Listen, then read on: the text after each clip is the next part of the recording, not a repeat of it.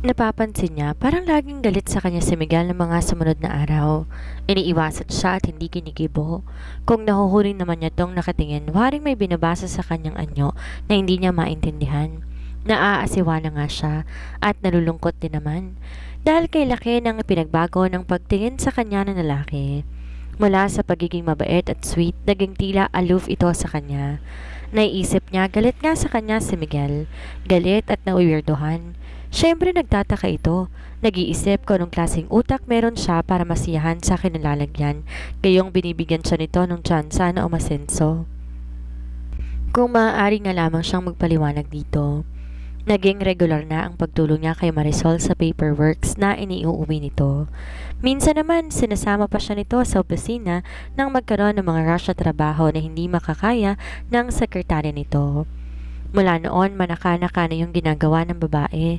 Nagreklamo na nga si George sa Avedra sa hapunan isang gabi. "You're taking much of Reggie's time," sabi nito nang nakangiti. "Baka mamaya niyan mawalan na kami ng cook isang araw dahil tinali mo na talaga siyang permanente sa opisina." "Aba, kung papayag nga lamang siya sabi ni Marisol. "I'll be more than willing to replace my secretary. Mas competent pa siya roon "Aba, mawawalan naman ako na magaling na tagaturo ng assignment at taga-computer," sabad ni Jenny. "Dito na lang si Ate Reggie. Dito na nga lang," malamig na sabi ni Miguel. Natahimik ang lahat, napatingin kay Miguel. Formal naman kasi ang lalaki na hindi man lang tumingin kanino man at sige pa rin sa pagkain. Dito na lang siya dahil ganun lang naman kontento na siya, sabi ulit ni Miguel ng tila salat sa emosyon. Namula si Shana dahil ang dating sa pandinig niya ng sinabi ng binata ay isang akusasyon. Galit nga to sa kanya dahil sa kanyang naging desisyon kaugnay ng pagbibigay daw sa kanya ng edukasyon. Nagtaka siya na ipinatatawag daw siya ni Judge sa Avedra pero sa silid naman ni Jigo siya pinatutungo. "Bukas yan," sabi ni Judge Saavedra nang kumatok siya sa pinto ng silid ni Jigo. Pumasok siya. Nasa kwarto na ang Judge, kausap si Jigo. Tila natigil sa pagpapalitan ng salita ang dalawa nang makita siya. "O sige na, Mommy," sabi ni Jigo sa ina. Mumuntong hininga si Judge Saavedra bago humarap kay Shana. "Reggie, may papakiusap sana ako sa'yo." "Ano ho yun?" "Ito yatang si Jigo may ipinakiusap sa'yo noon." Kumunot ang noon niya. "Yung maisama kita sa party na isa kong kabarkada para mapalitaw na ikaw ang bagong syota ko?" sabi ni Jigo. "Ah," bumaling ulit si Shana kay Judge Saavedra. "Naalala ko na ho. Bakit ho?" Tumanggi ka raw?" Oo nga. Ako na ngayon na makikiusap, Reggie. Pagbigyan mo na si Jigo. Just this once." Maang na napatitig siya sa hukom. Kasi nangako siyang titigil na sa pambababae kapag tuluyan na siyang nilayuan ng mga chicks niya na pasasakitan mo. Sabi niya trabaho na nga asikasuhin niya kapag wala na siyang commitment sa mga babaeng yon. Parang naiintindihan niya na ang gustong mangyari ng babae. Magpapanggap ka na nga na nobya niya para matapos na ito. Sabi pa nga ni Judge. Pero kapag hindi tumupad si Jigo sa pangako, kami na ni Miguel ang bahala sa kanya. Wala kang alalahanin sa gastos, Reggie. Mabilis na pakli ni Jigo. "Ipamimili kita mula damit hanggang sapatos at bag. Tapos sa'yo ng mga yon pagkatapos ng drama natin. Bibigyan pa kita ng bonus." Hindi bale na," sabi niya. "Gagawin ko to dahil hindi ko mapahindian si ma'am." "You mean, okay na?" Tuwang hahawakan sana siya ni Jigo. Oh, pigil dito ni Judge Saavedra.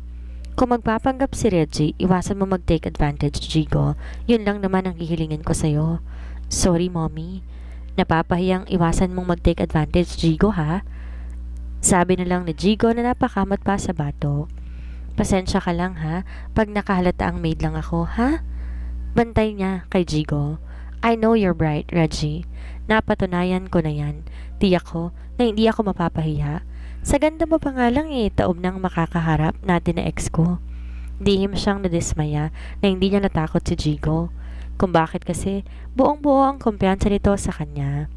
Naiinis na siya sa Amerikanong kausap. Parang willing-willy ito sa pakikipag-usap sa kanya. Ayaw siyang layuan sa party. Kahit saan siya pumunta, nakasunod at hinuhunta siya. Makahalata siya ni Jigo. Naisip na nga niya kanina dahil bakit siya gugustuhin na kausapin lagi ng Amerikano kung di siya nakakapagsalitang mabuti ng Ingles. Patingin-tingin na nga sa kanila si Jigo kahit nasa malayo ito at kausap ang ilan mga kaibigan. "Can I speak to her for a moment?" Sabi ng isang babaeng lumapit. Sa kausap niyang Amerikano to, humihingi ng pahintulot. "Yeah, sure," sabi ng Amerikano at lumayo na. Sinalubong niya ang matalim na tingin na Sunshine. Kanina pa na ipakilala siya rito ni Diego ay nakita niyang sumama ng mukha ng babae. "You won't last with him," matigas na sabi sa kanya ng mistisahing babae. "Come again?" Full of confidence na sabi niya. Sinabayan pa ng pag-angat ng isang kilay. "Hindi ka tatagal kay Jigo. Iiwan ka rin niya, pares ng ginawa sa amin?" "Then let it be." Malamig pero mataray na tugon niya. "Bakit nagpuputok na agad ang butsi mo?" Tumigas ang anyo ni Sunshine. "You..." Tinalikuran niya na ito bago pa makapagmura ang babae. "Anong sinabi?" Salubong sa kanya ni Jigo na halatang tensed. "Bakit ka nilapitan?" "Wala. Wina-warningan lang ako tungkol sa'yo." "And anong sinabi mo?" "Sabi ko wag niya akong pakialaman. Total tapos na kayo." Nag-relax ang anyo ni Jigo. "You're really great, Reggie. Tena, sumayo tayo." Disco beat ang music. Sumali sila sa ilang nagsasayaw sa dance floor. Maluwang ang salas ng bahay ng kaibigan ni Jigo na nagpa-party. Ilang saglit lamang at halos nasa kanila na ang atraksyon ng mga nasa paligid pati na mga kasamahan nilang nagsasayaw. "Ang galing mo palang sumayaw, Reggie," tuwang sabi ni Jigo. Nakatingin na silang lahat dahil nasapawan mo. Oh. Hindi niya iniintindi ang sinabi ni Jigo. Talagang isa sa mga hilig niya ang sayaw, kaya naman kapag may mga bagong steps pinag-aaralan niya.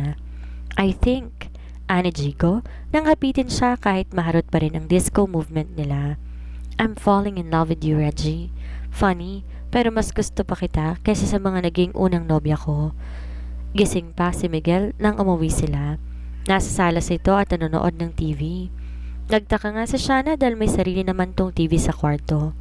Napamaang si Miguel pagkakita sa kanya lalo na.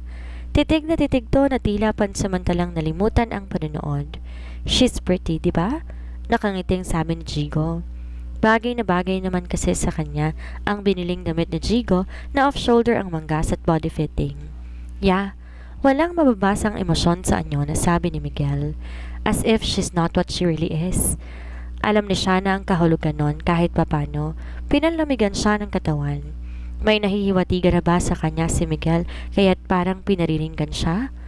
Ang gulat niya ng umagang-umaga, kinabukasan, bigyan siya ni Jigo ng roses na galing pa sa hardin. "Para saan to?" Kunot noong tanong niya.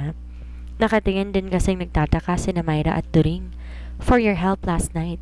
And for being so beautiful." "Ahem, ahem," biro ni During. Natigilan lamang to na makitang palapit si Miguel sa magkakape na marahil sa kusina. Natigilan na makitang pag-aabot ni Jigo ng roses kay Shana. Pati ba naman siya? Matalim ang tingin at matigas ang tinig na sabi nito kay Jigo. "What's wrong, tol?" Natatawang sabi ni Jigo. "Konting pag-i-improve lang kay Reggie, pwede siyang ihalubilo sa mga kaparis natin." "Pwede nga." Malamig ang tonong sabi ni Miguel na sumulyap ng pagalit kay Shana. Kung gusto niyang mag-improve, kaso maligaya na siya ng ganyan. Pakiramdam ni Shana ang dalawang huling katagang sinabi ni Miguel ay may kalangkap na sarcasm at pangiinsulto. "Find another woman," ani Miguel nang tumalikod kay Jigo. "Spare her." Hindi maalis sa isip niya ang sinabi ni Miguel kay Jigo. Huwag na raw siyang ligawan, palibrehin na. Dahil hindi sila magkabagay ni Jigo sa tingin ni Miguel. Kahit naman kagagawan niya, ang mababang pagtingin ng huli ay nasasaktan pa rin siya. Bakit naman kailangan itong maging arogante? Di naman niya to ganun nakilala nung una. Nasa ng kabaitan at pagiging malapit sa kanya ni Miguel? Tinangay na ba ng pagkainis nito dahil sa pagtanggi niyang mag-aral? Bakit naman siya pag-aaksayahan ng ganong emosyon ni Miguel?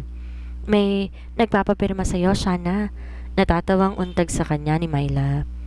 Napapahiyang tumingin siya sa babaeng nakatayo sa harapan niya. Inaabot na isang librong isinulat niya, pinao-autograpan. "Sorry ho," sabi niya sa may 30 taong gulang na matabang babae. "Ikaw ang pinaka-paborito ko sa inyo," sabi ng babae. "Salamat ho." Kinuha niya ang librong binili sa kabilang booth at ipinatong sa mesa. Ano ang isusulat ko na pangalan dito? Annalisa, tila nahihiyang sabi ng babae. Nilagyan niya ng dedication na para kay Annalisa ang libro. Thank you, Miss Moran, sabi ng babae, nang ibalik niya rito ang libro. Pwede hong makapagpakuha ng souvenir photo kasama ho kayo? Sure, tumayo siya. May dala ba kayong camera? Meron. Sinanyasan nitong lumapit ng isang dalagita na may dalang camera. Lumapit naman ito. Hula ni Shana, katulong ng babae ang dalagita. Kunin mo kami ng litrato ni Miss Moran. Opo ate, sabi ng dalagita. Tumabi kay Shana ang fan niya, humawak sa bewang niya at ngiti-ngiti na humarap sa kamera. Binigay niya rin na ang pinakamatamis niyang ngiti bago inakbayan ng babae. Ngiting kung kailan pa naman nag-flash ang camera sa kanapawi. Kitang-kita niya sa hindi kalayuan si Miguel, papalapit habang patingin-tingin sa isang booth na kasali sa booth exhibit. Hindi niya alam kung paano nakuha agad niya na tumalikod sa bayukod para makaiwas na magkatama ang tingin nila ng lalaki. Takang-taka tuloy ang fans niya, marahil pati na ang mga kasamahan niya. Talagay yata ang contact lens ko, sabi niya, kahit di naman niya suot yun, ang kulay brown niyang contact lens na wala namang grado. Thank you, Miss Moran, sabi ng fan niya na aalis na. Kinaway na lang niya isang kamay pero hindi na to nilingon. Bagay na unusual dahil very charming siya sa mga nagpapapirmang fan kapag ganoong autograph signing nila. Nakita mo, Shana? Tanong ni Jo. Oo, aniyang yumuko at kunway may dinampot sa lapag. Doon ko na lang ikakabit sa CR. Pakisabi na lang kay Boss Rani magsi-CR lang ako. Okay, sabi ni Jo. Halos itago ang muka na umalis siya sa booth nila. Hindi siya dapat makita ni Miguel na nakaupo kasama ng mga author sa booth nila. May malaking pangalan pa naman na nakasulat sa pwesto niya, Shana Moran. Hindi niya gugustuhin sa pagkakataon pang ito na siya mabubuko ni Miguel. Dahil may tinitingnan ngang encyclopedia ang lalaki ni hindi nito namalayan ang pagdaan niya. Nagilid naman kasi siya at yukong-yuko pa, pero kita niya si Miguel na sulok ng kanyang mga mata. Kita niya na may napamili na itong mga libro na dala ng lalaki. That was very close. Naisip niya kasabay ng pagluwag ng dibdib. Kung hindi niya kagad nakila si Miguel kanina, sana'y natuklasan na nito ang panloloko niya rito at sa kapamilya. Kahit gabing-gabi na, patuloy pa rin siya sa pagsusulat. Ganado siya dahil kanina pang tuloy-tuloy ang daloy ng ideya sa isip niya. Kahit sulat kamay lamang niya ginagawa ngayon ang kasalukuyang nobela, halos maubos na ang makapal na yellow pad. Naisip niya, madodoble ang hirap niya sa nobelang ito dahil bukod sa isinulat kamay ay isasalin pa niya sa computer. Pero hindi bale, natitiyak naman niya maganda itong lalabas. Baka nga maging obra maestra pa niya dahil parang siya ang bidang babae. Matagumpay niyang inilagay ang sarili niya sa papel na pangunahing karakter dahil ganon din sanang gusto niyang mangyari sa kanila ni Miguel. Ang ma-inlove ito sa kanya kahit nga katulong siya. Sabik na nga siyang makarating sa ending dahil alam na niya magiging masaya ang katapusan noon. Hindi kapares ng sa kanila ni Miguel na higit na mas masalimuot. Bahagya siyang natigilan sa pagsusulat nang makarinig ng marahang ingay sa pinto. Parang may naglalakad ng pabalik-balik. Tumayo siya at binuksan ang pinto. Natigilan siya na makita si Miguel. Sir, sabi niya, may iuutos pa ba kayo? Wala. Napansin ko lang na bukas pang ilaw mo. Pasado 11:00 na. Nagtaka siya na kinausap siyang muli ni Miguel. Gayong dati-dati, iniiwasan na siya nito. May ginagawa lang ho ako. Iniharang niya ang sarili sa pinto para hindi masilip ni Miguel ang papel na sinusulatan niya kanina. Don't you ever get tired? Matutulog na nga ho ako. Can I ask you a favor? Maang na napatitig siya sa lalaki. Bukas kasi, absent na naman siguro ang sekretarya ko. May flu ata. I cannot cope with my work kung wala akong assistant. Ngayon ho, sir. Halos bigel ang hiningang tanong niya. Pwede kayang ako naman ang tulungan mo bukas sa opisina? Magsasagot ka lang ng tawag sa telepono, magtatago ng mga dating papeles, mag-entertain ng mga kliyenteng darating. Kaya ko ho yun, sir. Wala nang isipin na sabi kaagad niya. Does that mean na papayag ka na? Kung papayag ko si Ate Marisol, lagi kasi niya ako ngayon sinasama sa opisina niya eh. Umayaw man ako, hindi naman ako makakatanggi kay kuya, sabi ni Marisol nang kausapin siya. Ang lakas yata nun sa akin. Although, plano ko na nga ngayon na isama ka ngayon sa office namin. E di, sasabihin ko na ho na payag ko kayong sa kanya na ako ngayon sumama. Sige, pero isang araw lang ikamo ha? Pagkatapos babawiin na kita sa kanya. Kung bakit naman kasi hindi mo pa tinanggap ang offer namin eh. Sa gayon, direkta kang nasa amin. May employ pagkatapos mo. Baka nga kunin pa kitang sekretarya eh. Maligaya na akong ganito, ate. Sa bagay, minsan nai-spoil ng success at pera ang pag-unlad ng ibang tao. Minsan eh, tama rin ang ganyang pananaw, Reggie. Paano? Di sasama na ako kay Sir Mig, ate? Bukas na lang kita tutulungan sa mga trabaho mo, ha? Sige, pero a word of warning, ha? Takang napatitig siya sa babae. Ingat ka sa sekretary ni kuya na si Aryan. Bakit?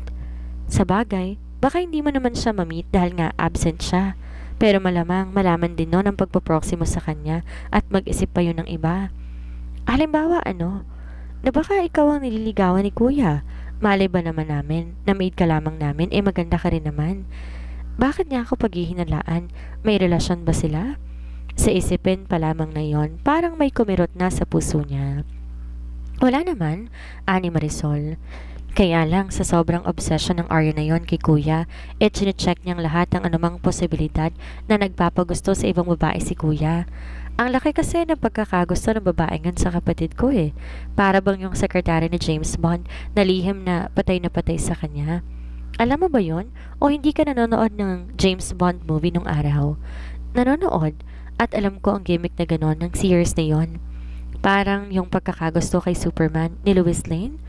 Oo, ganon. Kaya ingat ka lang kay Aryan ha. Lihim nang hinayang siya na hindi niya mamimit ang babae. Curious siya na malaman kung anong itsura nito at kung bakit parang sa kwento ni Marisol ay hindi natipuhan ni Miguel. Paalis na sila ni Miguel nang masalubong nila si Jigo. San kayo pupunta? Takang tanong nito. Hiniram ko lang siya dahil absent ngayon si Aryan, ani Miguel. Talaga ha? Tudso ni Jigo. Tunay ba yan o gimmick lang?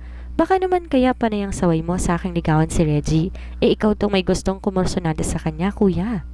Aywan lamang ni Shana kung sino ang mas nag-blush sa kanila ni Miguel dahil sa disimuladong biro ni Jigo. Nakita niya in action si Miguel habang nagtatrabaho. Seryoso pala ito, konsentrado pagdating na sa trabaho at ayaw nito ng mali buhat sa mga tauhan. Kaya naman pinagbuti niya ang serbisyo. Kahit na nga proxy lang siya at hindi pa niya tiyak kung mauulit pa ba bukas. Sinama pa siya ni Miguel sa courtroom kung saan to may isang kaso. Lalo siyang humanga sa katalinuhan ng lalaki ng buong katalinuhan na itong nakikipagbalitaktakan sa kalabang manananggol. Kahit na inoobserbahan niyang mabuti ang mga kilos nito, hindi niya pinababayaan ang pagtatala ng mga importanteng detalye ng healing na pinakiusap itong gawin niya. Papagabi na makauwi sila. Pagod na siya at palagay niya ganon din si Miguel. Thanks, sabi nito nang sakay na sila ng kotse na ito ang nagmamaneho. Wala yon. But you were great. Sayang nga lang at napatitig siya rito. Wala, forget I said something. Now, saan mo gustong mag-dinner tayo? Ha? Sa bahay na lang. No, alam ko namang hindi ikaw nagluto doon. Honestly, hindi naman ako masyadong enjoy sa mga luto ni Turing eh. Sa mga luto mo lang ako nakakaing mabuti nitong mga huling araw. Parang tumaba ang puso niya sa narinig. Saan mo gustong i-treat kita? Hindi to bayad sa naging pagtulong mo sa akin ngayon. Kahit sana lang. Sabi niya nang matiyak na desidido na si Miguel na pakainin siya sa labas. Hindi masyadong class ang pinuntahan nilang restaurant kumpara sa ine-expect niyang standard ni Miguel. Pero naisip na lamang niya ang standard niya ang pinakibagayan ng lalaki. Kumakain sila nang matiyak niyang wala namang basehan ang hinalan niya.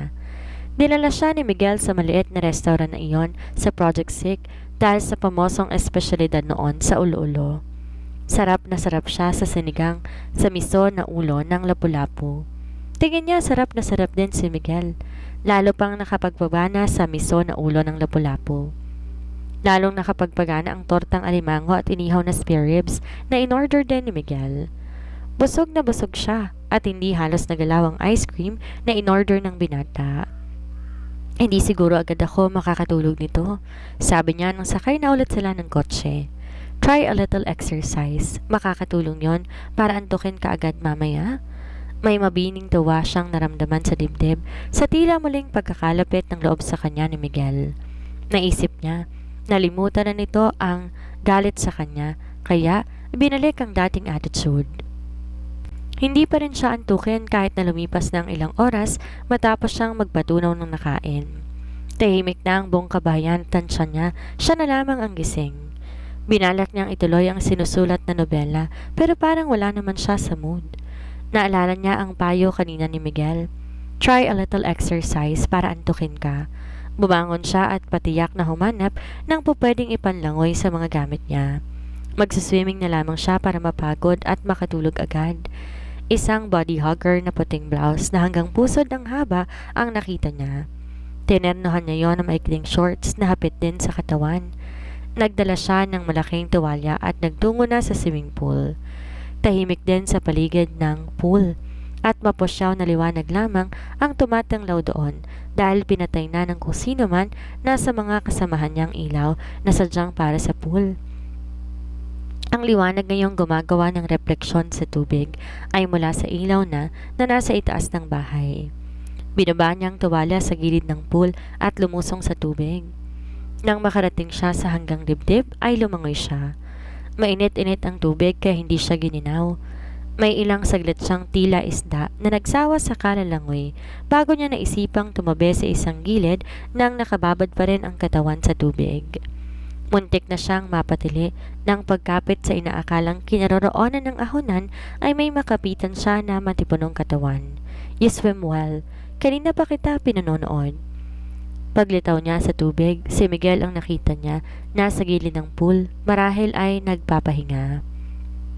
Hindi ito kita dahil tago sa dilim ang bahaging yon ng pool. Kanina pa ba rito si Miguel at nananahimik lamang? Hindi nagpaparamdam nang makita siya. Sorry, sabi niya nang kumapit sa gilid ng pool. Hindi ko alam na may tao rito. You swim like a pro. At marami kang alam na bagay na matagal ko nang pinagtatakang hindi dapat taglay na isa lamang pares mo. Nagmamadali siyang umahon dahil parang kinakabog ang dibdib niya. May akusasyon siyang nasagap sa tono ni Miguel at parang hindi niya na kayang lumusot ngayon sakaling questionin nito.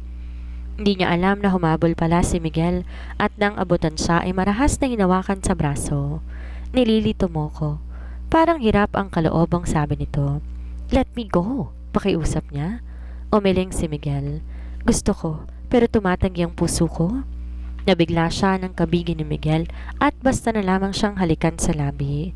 Pakiramdam niya umigot ang buong kamalayan niya. Shocked siya pero isang uri yan ng pagkabigla na gumising ng samot-saring damdamin sa katauhan niya na ngayon lamang niya nadiskubring taglay niya. Di nga niya maipaliwanag kung anong klase yaong kaligayahang pumuno sa dibdib niya. Writer siya, mayaman sa bokabularyo, pero ng mga sandaling iyon salat siya sa tamang deskripsyon para ipahayag ang damdaming idinulot ng paghalik sa kanya ni Miguel. Otomatikong naiyakap niya sa leeg nito ang isang kamay niya. Ang walang muwang niyang mga labi ay hindi lamang tumanggap kung hindi nagbigay din. "Oh, Reggie," tila daing nasabi ni Miguel nang sa wakas maghiwalay ang mga labi nila. Para pa ring isang nilalagnat ang pakiramdam niya. Maging nang titigan siya ni Miguel, tila nag-uulap ang anyo niya. "I don't know why. I cannot help but feel this way." Malambot na anyong sabi sa kanya ni Miguel. Hindi pa rin siya nito pinaniniwalaan, yaka pa rin. "Anong ibig mong sabihin?" "I mean, hindi ako dapat magkaganito sa'yo. Let's face it, hindi sa umuuri ako ng tao pero sa estado ko, sa edad ko. Ang dapat lamang kainlaban ko ay isang babaeng kung di man ka-level ko ay iyong humahabol man lamang." Nakaka-offend ang sinabi ng lalaki pero mas may importanteng kataga itong binanggit na siyang nadikit sa utak niya. "Kainlaban? Sinasabi mo bang..." Ayoko nang sabihin, ayokong iparamdam man lang, pero pinapagalitan ako ng puso ko. "Yes, I think I am madly in love with you, Reggie." Parang sasabog ng puso niya sa kaligayahan. Miguel, kaya nga galit na galit ako nung tumanggi ka sa offer ko. Ang gusto ko kasi kahit papano mapaangat ka para makaagapay ako sa level mo. Kunwari nagdaramdam na sabi niya. Ibig mong sabihin, hindi mo ako matatanggap ng ganito lamang ako? Let's face it, Reggie. Nabubuhay tayo sa lipunang ang mga batas at pananaw ay hinulma mula sa kaisipaan ng mga karaniwang tao. Nang tumanggi ka sa offer ko, sinabi ko sa sariling pabayaan ka na lamang na ganito lamang talaga ang gusto mo sa buhay at hindi ko matatanggap yon. Pero mali pala ako. Dahil araw-araw, habang tinitikis kong sarili ko, lalo kang napapamahal sa akin. Napangiti siya. Tinanggihan ko lang naman yon dahil natigilan siya. Hindi tong tamang pagkakataon para magtapat siya kay Miguel. Baka masira ang magic ng napakagandang sandali na to. Dahil ano? Tanong ni Miguel. Wala, natatakot lang siguro ako. You don't have to, mahal. Masuyong sabi nito habang ibinabalik sa dati ang ilang hibla ng buhok niya na tumatabing sa kanyang tenga. I will always be here to guide you. At paano si Aryan? Kumunot ang noon ni Miguel. Ang sabi ni Ate Marisol, dead na dead daw sa iyong babaeng yon. Pues, pasensya siya. Dahil ako naman dead na dead sa'yo. Natawa siya. Lalong humigpit ang pagkakayakap sa kanya ni Miguel. Teka, kanina pa ako deklaran ng feeling ko wala namang sagot. Mahal mo rin ba ako? Kahina mo namang abogado, tudyo niya. Hindi na nga ako pumapalag sa kakayakap mo itatanong mo pa kung mahal ba kita. Natawa si Miguel at hinalikan siyang muli. Sa puntong yon alam na siya na nalalong hindi pa muna siya dapat na magtapat. May tamang panahon para doon at kung talagang mahal siya ni Miguel, uunawain siya nito at tatanggapin. Bakit ba kailangan akong sumama sa iyo sa opisina mo? Tanong niya na isama ni Miguel pag alis kinabukasan. Gusto kang ma-meet ni Aryan. Yung pinagsisilosan mo, pinagsisilosan ko naman. Kumunot ang noon niya. Nalaman kasi niya na ikaw ang nag-proxy sa kanya noon. Na-curious siguro dahil panay ang pamumuri ko sa galing mo. Nahalata sa feeling ko. Anyway, ngayon naman aaminin ko na sa kanyang totoo. Na nagkakaintindihan na tayo. Para hindi na siya mag-ilusyon. Kung may pride siya, hindi niya makakaya ang pagiging in despair. Mag-resign siya. I'd be more than willing to pay her in compensation for her loyalty and service. At sino naman ang ipapalit mo sa kanya? Ikaw. Miguel, don't argue with me anymore. Basta, itutuloy natin ang plano ko na pag-aralin ka. Huwag mong isipin na para makagapay sa akin kaya gustong mangyari yon. Ang gusto ko na lamang ngayon, matap ang talent mo. Hindi pwedeng buruhin mo na lang ang mga ganyang blessings na yon. But, gusto niya nang magtapat sa lalaki. No more buts, okay? Nagmamaneho ako. Sige, kapag nawala ang konsentrasyon ko at nagalit ako baka madisgrasya pa tayo. Talagang magagalit ka kapag narinig mong gusto kong sabihin sa'yo, Miguel. Dahil doon kaya natahimik na lamang siya. Pero buo na ang loob niya ng araw na ito, magtatapat siya sa binata. Hindi maaari na sa sitwasyon nila ngayon ay patuloy pa rin niya itong lolokohin. Hindi naman niya inaasahan na ang pagkakabunggag ng kanyang lihim ay mangyayari ng araw din na yon. At hindi dahil sa pagtatapat niya sa binata. Siya si Reggie, ika mo? Tila nang iinsultong sabi ni Aryan nang ipakilala siya rito ni Miguel. Ang ipinagmamalaki mong proxy ko na very competent? Hindi niya maisip kung saan na-meet ang babae. Pamilyar sa kanya ang mukha nito, bagamat hindi niya kagad matukoy kung saan sila nagkita. Natural na magiging competent siya, Mig. Nakangiti si Aryan kay Miguel. Ang tono ay tila yaong sa pelikula na may gustong ibitin na suspense. Anong ibig mong sabihin? Takang tanong ni Miguel.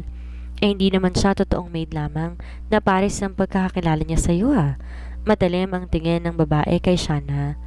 Bigla-bigla na alala niya kung sino ba itong kaharap niya. At halos na makapagpalamig sa buong katawan niya ang realisasyon kung sino ang babae. Writer siya, Mig. Sikat na writer na kilala sa Pilipinas. Shana Moran, is that it? Tila nang iinsultong baling sa kanya ng babae. Kagaya ng pang-iinsulto noon, hindi naman siya totoong maid lamang na pares ng pagpapakilala niya sa'yo. Matalim ang tingin ng babae kay Shana. Bigla-bigla na alala niya kung sino nga ba itong kaharap niya. At halos magpalamig sa buong katawan niya ang realisasyon kung sino ang babae. Writer siya, Mig. Sikat na writer na kilala sa Pilipinas. Shana Moran, is that it? Tila nang iinsultong baling sa kanya ng babae. Kagaya ng pang-insulto noon sa kahera na fan niya. Nakamasid sa kanya ang babaeng yon.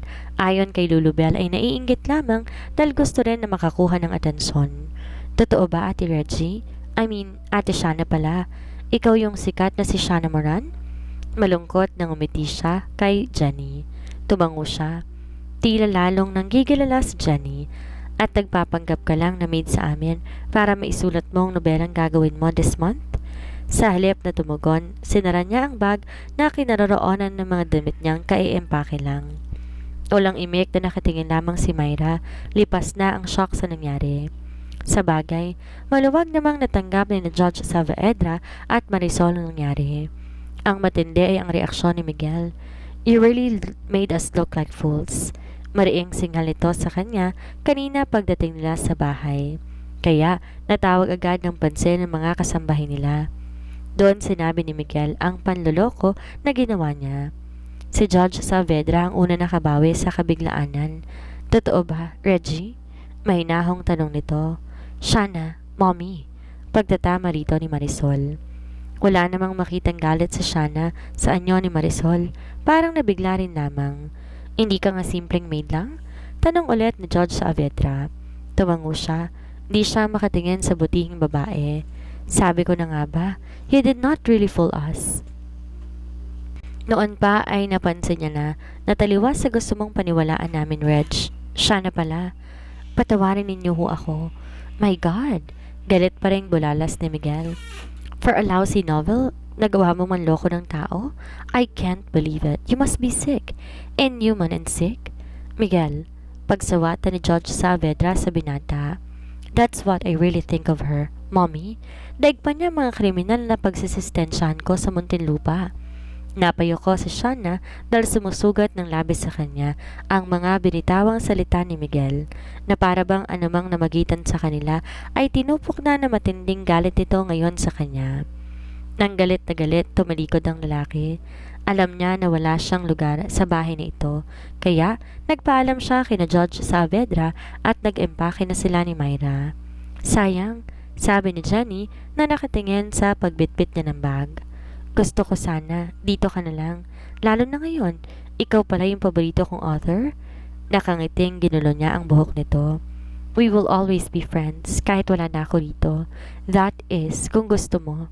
Gustong gusto ko, Ate Shana. Then, we will get in touch. Sige, at iwanan mo naman ako ng libro mo na may pirma, ha? Sure. Huwag kang mag-alala kay Kuya Meg. Galit na galit lang yun ngayon dahil siguro hindi matanggap na ang pares sila ni Mommy, hukom at abogado ay maluloko ninyo.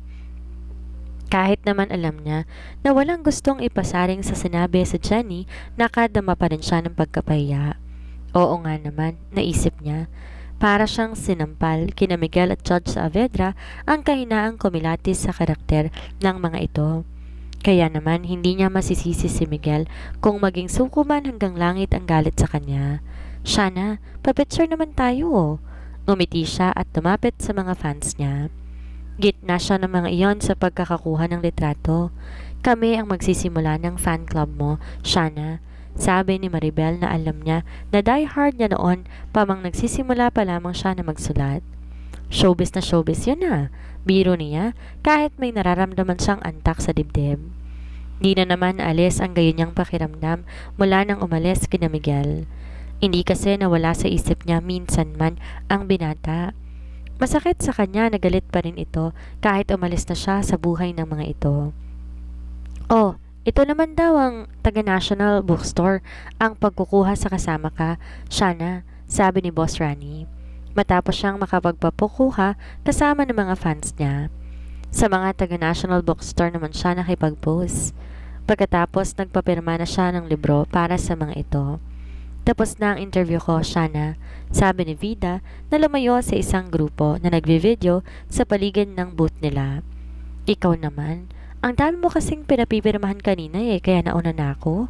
Dahil tapos na naman niya ang mga pinipirmahan, siya naman na nagpa-interview sa mga taga-Channel 5. Ilalabas nyo di umano sa public forum show si Randy David.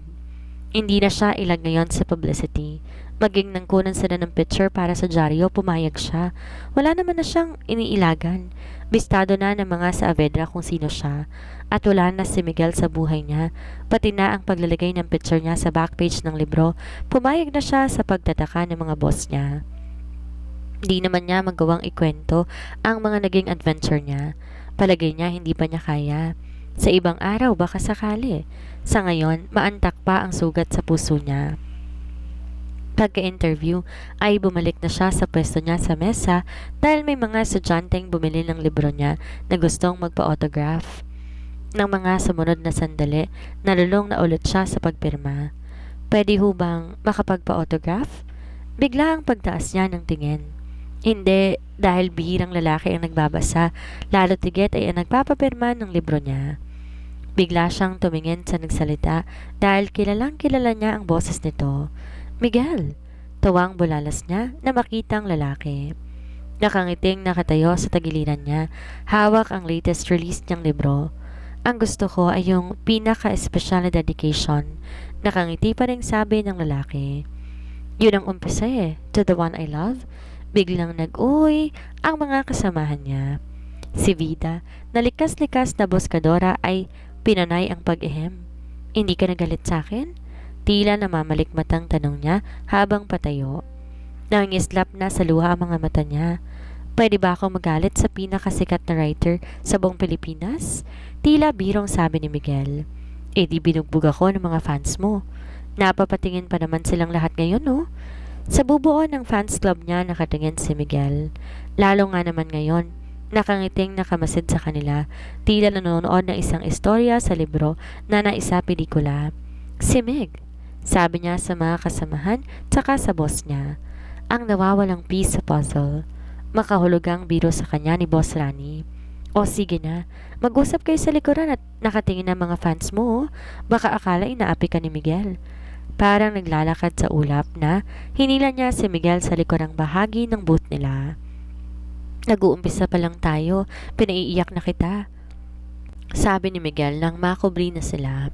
Hindi, ang saya-saya ko lang kasi hindi ka nangagalit sa akin.